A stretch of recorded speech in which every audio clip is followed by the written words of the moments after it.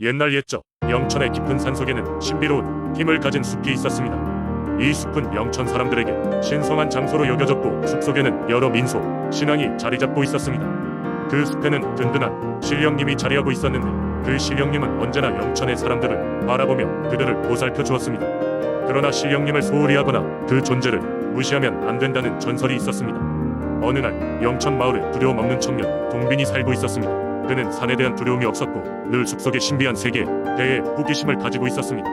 동빈은 마을 어르신들로부터 숲에 대한 경고를 듣고 그곳에 결코 들어가면 된다는 충고를 받았지만 그의 마음은 호기심으로 가득 차 있었습니다.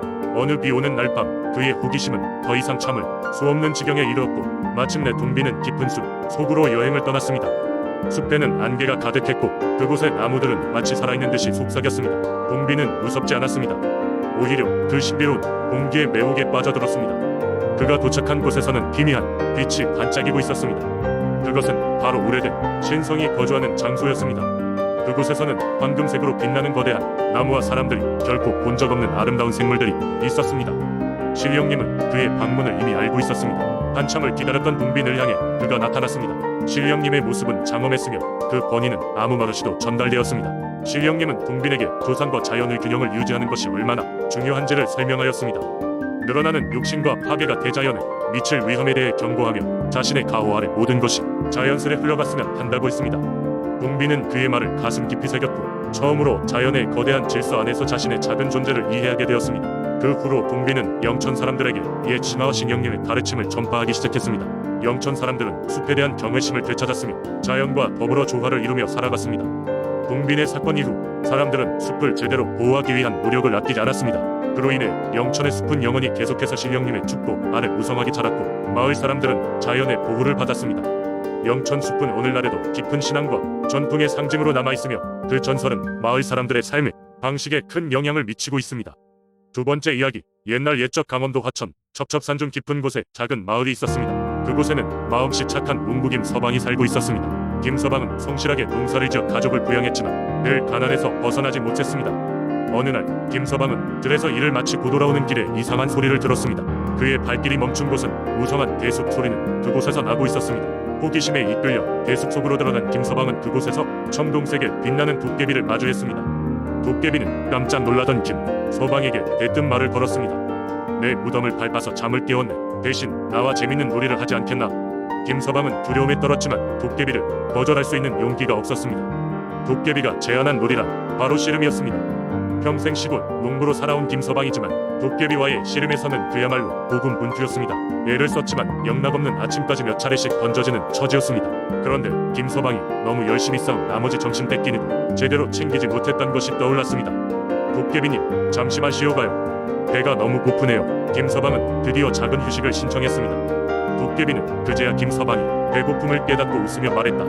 그럼 다음엔 내가 기회를 주지. 나와 내기를 하여 승리하면 뭐든지 들어주겠다네. 김서방은 내기가 조금 두려웠지만 도깨비와의 우정을 빌미로 이 제안을 받아들였습니다. 도깨비는 내기의 조건을 걸었습니다. 내게 누룩으로 떡을 만들어 나를 놀라게 해보게나.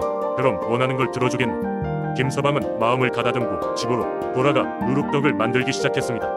하루 밤낮을 고민하고 노력한 끝에 김서방은 예술작품처럼 아름답고 큰 떡을 완성했습니다. 다음 날 다시 만난 도깨비는 떡을 보고 깜짝 놀랐습니다. 정말 놀랍군. 이렇게나 훌륭한 떡이라니. 약속에 따라 도깨비는 김서방에게 묻기를 무엇을 원하나. 김서방은 그제서야 가족과 마을 사람들이 겪는 가난에서 벗어나고 싶다는 마음을 전했습니다. 도깨비는 고개를 끄덕이고 지팡이를 한번 휘둘렀습니다. 순간 하늘에서 황금빛이 내려오더니 김서방의 집과 들판에 환한 빛을 비추었습니다. 그때부터 김서방의 농사는 풍년이 되고 가족은 잘 살게 되었습니다. 마을 사람들은 이 이야기를 듣고 나서 화천의 신비롭고 놀라운 도깨비 전설을 마음속 깊이 간직했습니다. 이렇게 김서방은 도깨비와의 우정을 바탕으로 마을과 자신을 풍요롭게 만들어 주었습니다. 이 이야기 속의 도깨비는 어천 민속신앙에서 사람들과 조화를 이루고 삶의 기쁨을 나누는 존재로 자리하게 되었습니다. 세 번째 이야기, 오랜 옛날 충청북도 제천의 한 마을에는 망묘신령이라는 강력한 수호신이 존재했다. 마을 사람들은 망묘신령의 보호 아래에서 풍요롭고 평화로운 생활을 할 수 있었다. 그들은 망묘신령이 마을을 지켜준다고 믿었고 여러 해 동안 풍년을 이어갈 수 있었다. 마을은 산세가 아름답고 물이 맑은 곳이었는데 특히 이곳의 신령은 숲 깊은 곳에 한 나무에 깃들어 있다고 전해졌다. 맑은 새벽, 마을의 대장장이 김영감은 마을 중심에 있는 커다란 바위를 찾아갔다. 그 바위는 마을 사람들 2만 묘실령을 기리는 신성한 장소였다. 매년 이맘때쯤 마을 원로들은 제사를 준비하고 주민들은 모두 모여 신령에게 감사의 마음을 전했다. 김영감은 이번 제사에 사용할 특별한 제물을 준비하고 있었는데 그것은 바로 마을 숲에서 자란 싱싱한 곡물과 사냥한 멧돼지였다. 이 모든 것은 망묘신령에 대한 정성을 나타내는 것이기에 주민들은 아주 공들여 제물을 결산했다. 제사 당일 마을 사람들은 모두 흰옷을 차려입고 모여들었다. 신랑 신부가 결혼식에 서로에게 서약을 하듯 모두가 망묘신령 앞에서 생명을 보호받고 있다는 감사함을 느꼈다. 제모는 바위 앞에 정성껏 올려졌고 대장 김영감은 진지하게 마을 안녕과 평화를 기도했다. 모두가 기도를 마치고 기다리는 동안 갑작스럽게 하늘에서 한 줄기빛이 내려와 제물을 비추었다. 그 순간 마을 원로들은 마치 신이 답변을 보내온 것이라며 기뻐했다. 그해 여름부터 시작된 풍작으로 마을은 더욱 풍성하게 되었고 사람들은 그 어느 때보다 신령에 대한 감사함을 잊지 않았다. 망묘 신령이 마을을 평화롭게 지키고 있다는 이야기는 인근의 다른 마을까지 퍼져나갔다. 그렇게 시간이 지나면서 제천의 다른 마을 사람들은 이 마을을 부러워했고 망묘 신령에 대한 믿음도 점점 더욱 확고해져 갔다. 그러나 그 이듬해 마을은 큰 가뭄에 시달렸다. 사람들이 점차 불안해하기 시작했지만 마을 원로들은 흔들림 없이 망묘 신령을 믿었다. 그들은 밤이 깊어가는 때에 다시 한번 바위 앞에 모여 신령에게 기도하고 제사를 올렸다.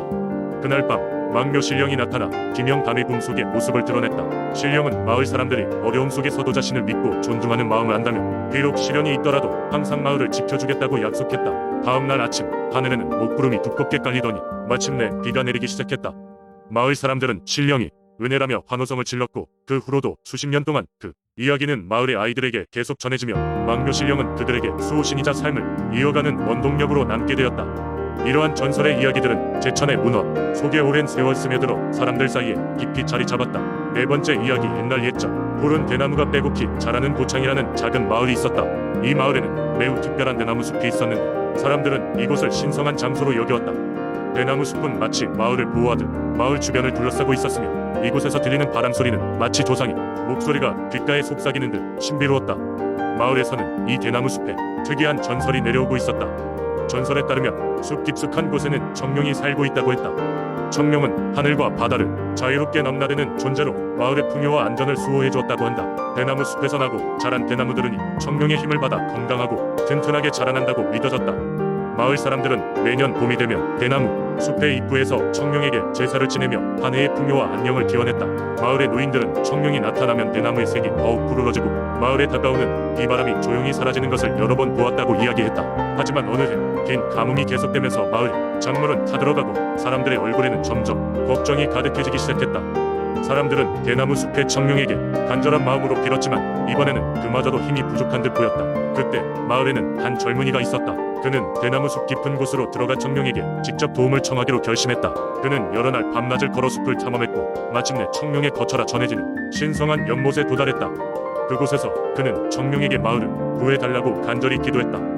젊은이의 진심에 감동한 청룡은 연못에서 모습을 드러냈다. 청룡의 비늘은 은은히 반짝이며 그의 목소리는 온화했다. 청룡은 마을의 어려움을 알게 되었고 젊은이에게 이를 구제할 방법을 전해주었다. 그것은 바로 자연과의 조화를 이루는 것이었다.